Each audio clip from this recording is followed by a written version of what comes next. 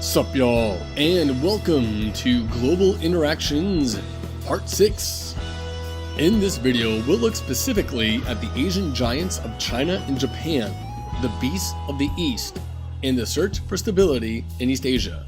While the Western European states emerged more powerful than ever by the late 17th century, the East Asian powers did not progress nearly as quickly, and were considerably surpassed by Europe in terms of wealth and influence.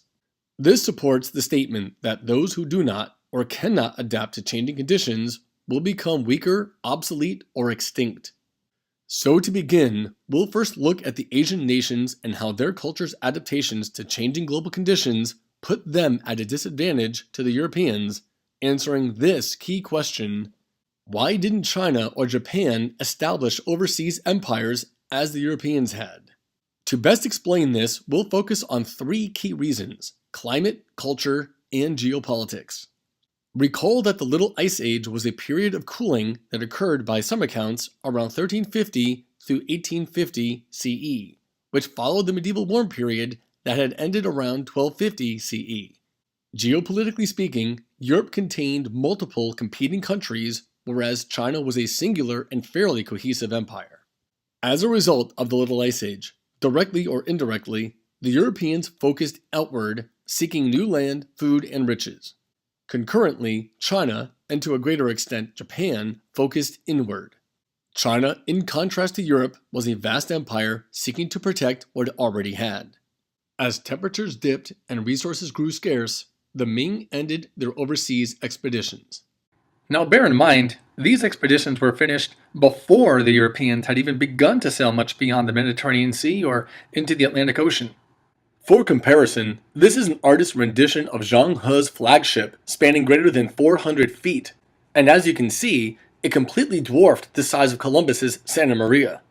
If the Chinese had such a head start, why didn't they discover and conquer the Americas? The answer is, not geography. Yes, well! Interestingly, these expeditions were mostly political or militaristic, not economic in nature. Yes, they received money from land taxes and tribute, but not trade, since they felt they had all that they needed. Keep in mind, the Ming, and all Chinese society, was dominated by the values of Confucianism far more than the motivations of mercantilism. Due to cooler temperatures, the Mongols, to the north, continually harassed the Chinese, forcing the Ming to rebuild the Great Wall. By the 1500s, China was challenged along virtually all their borders, and their power began to decline. The Portuguese began showing up en masse, eager to gain land, riches, and to spread Christianity. Many of the Chinese referred to them as ocean devils. Even though the Ming focused inward, they continued to expand trade, even engaging in the Columbian Exchange. From the east came Japanese, eager to tap into China's great wealth, but increasingly defiant and unwilling to pay the tribute required for official trade. Instead, they turned to plunder and piracy on the seas, whilst Japanese samurai landed in China to pillage towns and villages.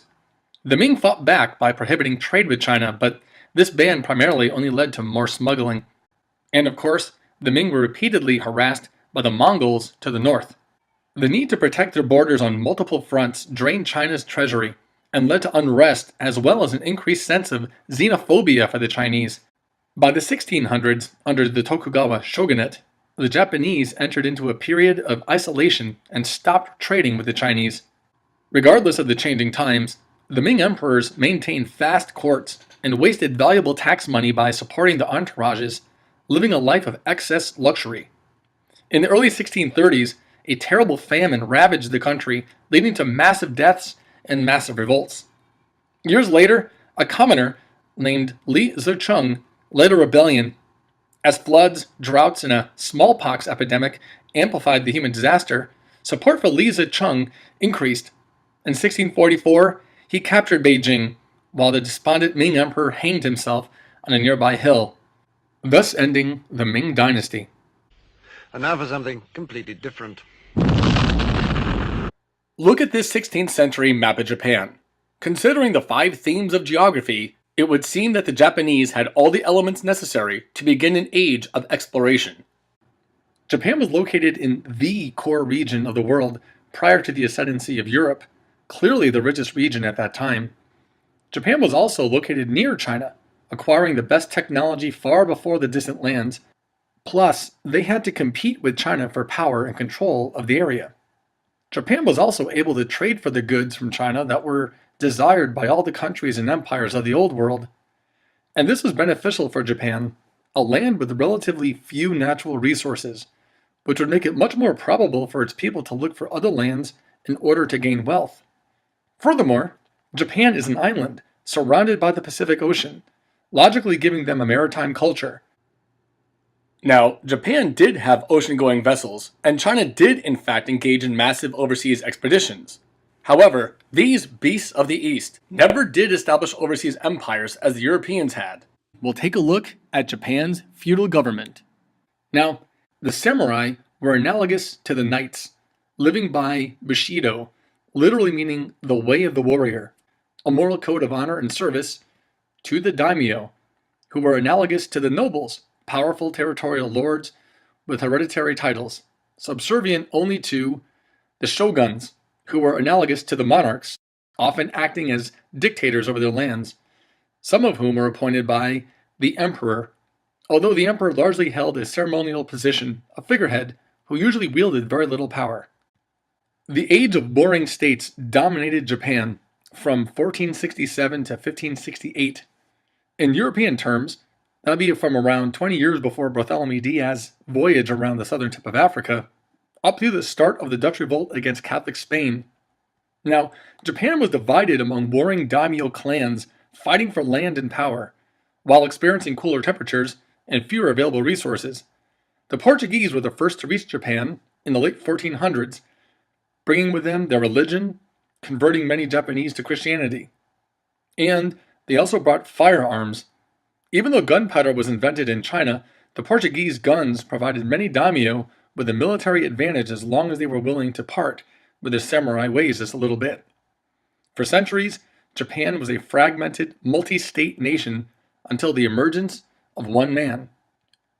We can largely credit Japanese unification and expansion beginning under Oda Nobunaga, a daimyo who set out in the 1560s to unite Japan under his control. He built a powerful army equipped with guns and cannons under the command of a military genius named Hideyoshi. Together they conquered rival daimyo in central Japan, capturing the city of Kyoto. By the early 1580s, Nobunaga controlled almost half of the provinces in Japan. However, he was ambushed by one of his generals and committed suicide to avoid the disgrace of being captured. Continuing Nobunaga's goals, Toyotomi Hideyoshi either conquered or won the allegiance of all remaining daimyo, uniting Japan. After assuming power, he set out to make Japan a true nation-state by expelling Christian missionaries and preventing the peasants from using weapons, so that way they would be unable to wage a rebellion against him. Hideyoshi's main ambition, however, was to conquer China. In order to do so, he had to travel through neighboring Korea. Having been denied a safe passage through the lands by the Koreans, he invaded them in the early 1590s. Korea was essentially a vassal state of China, meaning they paid China a yearly tribute to remain somewhat independent. The Chinese aided the Koreans with troops and supplies.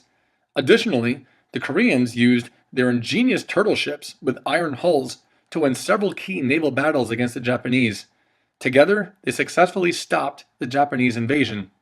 Hideyoshi died in 1598 due to complications after contracting the plague, which brought Japan back to a position without a dominant leader. The man who would challenge for supremacy over Japan was a daimyo named Tokugawa Ieyasu. Now this painting depicts the Battle of Sekigahara, which took place in 1600 with a total of around 160,000 men facing each other. This was the largest battle ever on Japanese soil and ended with a total victory for the Tokugawa. Now, in 1603, Tokugawa Ieyasu forced the emperor to name him shogun and forced all daimyo to swear loyalty to him. This began an era called the Tokugawa shogunate, in which Japan entered a period of around 250 years of isolation, keeping the status quo with almost no progress. In order to remain in power, the Tokugawa shoguns outlawed Christianity, and they prevented the daimyo from building castles, who also had to provide manpower for the shoguns. Additionally, the daimyo had to spend every other year in Edo, which is Tokyo today, and their families had to stay in Edo permanently. Just like the great Chinese general Sun Tzu had said, keep your friends close and your enemies closer. Now, during this time period, only one Dutch ship was allowed to trade with them once a year, so the wealthy and powerful could still have a taste of the good stuff. Now, the Dutch were allowed to trade because they didn't push religion on the Japanese, they merely wanted to trade. So to sum it up, the reasons why the beasts of the East did not establish overseas empires can, in some capacity, be explained by cultural inclinations causing them to focus inward due to global cooling, whereas the Europeans had focused outward.